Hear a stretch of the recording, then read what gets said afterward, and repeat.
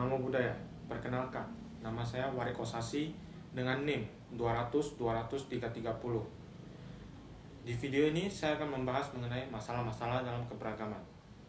Saksikan.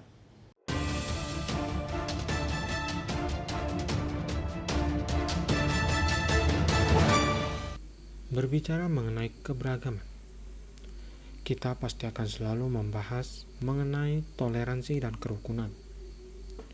Indonesia merupakan negara yang penduduknya menganut 6 agama dan aliran kepercayaan. Maka, pastilah toleransi dan kerukunan akan selalu menjadi perdebatan. Toleransi merupakan sifat atau sikap toleran. Toleransi juga bisa diartikan sebagai menghargai pendapat atau pandangan orang lain yang berbeda dengan milik kita.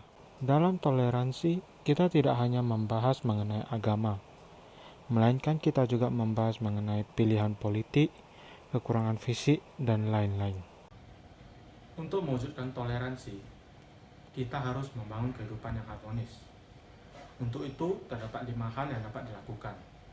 Antara lain, memahami perbedaan keyakinan di antara kita sebagai bangsa majemuk, tidak mengukur kepercayaan orang lain dengan keyakinan sendiri, tidak mudah tersinggung dalam pergaulan hidup, mampu menata hati dan pikiran untuk tidak iri hati, tidak membenci dan tidak memaki keyakinan orang lain, dan yang terakhir, tidak mencurigai kegiatan ritual orang lain yang tidak sama dengan keyakinan kita.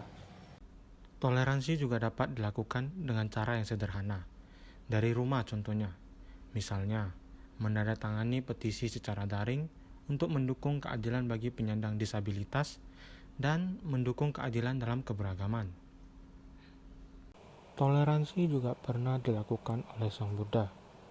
Dalam Upali Sutta diceritakan bahwa semasa hidup Sang Buddha, ada seorang guru besar dari sekte agama Jaina yang mengutus Upali, seorang muridnya yang cerdik, pandai dan berpengaruh di masyarakat, untuk berdialog dengan Sang Buddha mengenai ajaran agama Sang Buddha. Setelah berdialog dengan Sang Buddha, Upali sadar bahwa ajaran Buddha adalah benar. Upali meminta kepada Sang Buddha untuk menjadikan Upali sebagai muridnya. Akan tetapi, Sang Buddha menolak permintaan Upali karena Upali merupakan murid dari guru besar dan ternama, dan juga merupakan orang yang terpandang di masyarakat. Setelah berulang kali meminta, Sang Buddha akhirnya menerima Upali sebagai muridnya dengan syarat Upali harus tetap menghargai bekas agamanya dan menghormati bekas gurunya.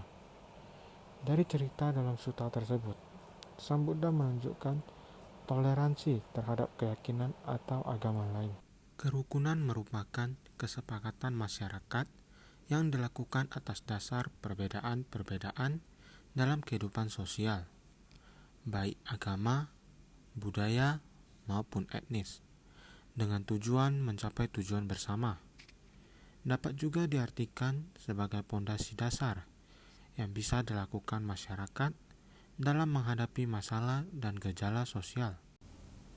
Kerukunan dapat dibedakan menjadi 3, yaitu kerukunan internal umat beragama, kerukunan eksternal umat beragama, dan kerukunan vertikal antara umat beragama dengan pemerintah. Kerukunan seringkali terpecah karena masalah hoax, adu domba, atau keyakinan akan sesuatu.